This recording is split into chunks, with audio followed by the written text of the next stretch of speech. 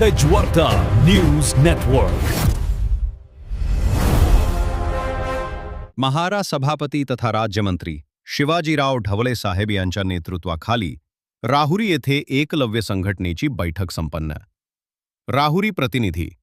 राहुरी तालुक्यातील देवळाली प्रवरा येथे महारा सभापती तथा राज्यमंत्री शिवाजीराव ढवळे साहेब यांच्या नेतृत्वाखाली एकलव्य संघटनेची महत्त्वपूर्ण बैठक उत्साहात पार पडली। बैठकीत समाजाच्या विविध प्रलंबित प्रश्नांवर सखोल चर्चा करण्यात आली। बैठकीत गायरान जमीन, वन जमीन, कुपन, आधार कार्ड, जातीचे प्रमाणपत्र तसेच मासेमारी व्यवसायाशी संबंधित प्रश्नांवर सविस्तर विचारविनिमय करण्यात आला। समाजातील नागरिकांचे प्रश्न व अडीअडचणी शासन स्तरावर मांडून त्यांची तातडीने सोडवणूक करण्यासाठी प्रभावी पाठपुरावा करण्याचा निर्णय सर्वानुमते घेण्यात आला। या कार्यक्रमास एकलव्य संघटना बीड जिल्हाध्यक्ष रावसाहेब पिंपळे, आष्टी तालुका अध्यक्ष शंकर बर्डे यांच्यासह तालुक्यातील सर्व पदाधिकारी उपस्थित होते।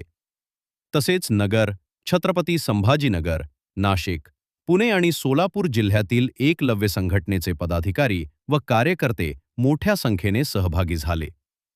बैठकीच्या शेवटी समाजाच्या सर्वांगीण विकासासाठी संघटना अधिक सक्षमपणे कार्य करणार असून विविध प्रलंबित प्रश्न सोडवण्यासाठी शासनाकडे सातत्याने पाठपुरावा करण्याचा निर्धार व्यक्त करण्यात आला। तेजवार्ता न्यूज नेटवर्कसाठी उपसंपादक राजू गायकवाड, आष्टी।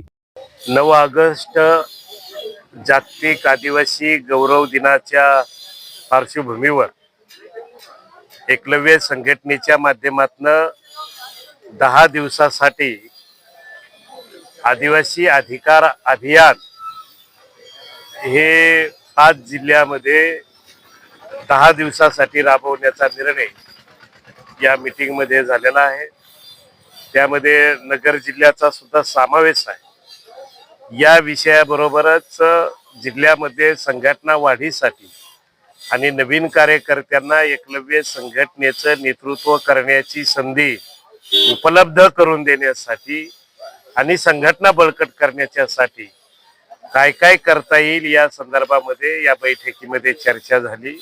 अतिशय उत्साहपूर्ण वातावरणामध्ये ही बैठक संपन्न झाली आणि सर्व कार्यकर्त्यांनी निश्चितपणाने निश्चय केलेला आहे की येत्या काही महिन्यामध्ये एकलव्य संघटनेच्या माध्यमातून जिल्हाभर प्रत्येक गावामध्ये दौरे करून संघटना अधिक मजबूत करण्यासाठी लोकांची प्रश्न घेऊन प्रत्येक तालुक्यावरती आंदोलने, मेळावे, शाखा उद्घाटने सर्व प्रकारची ही आंदोलने आणि मेळावे घेण्यात येतील अशा पद्धतीचा निर्णय या बैठकीमध्ये घेण्यात आला।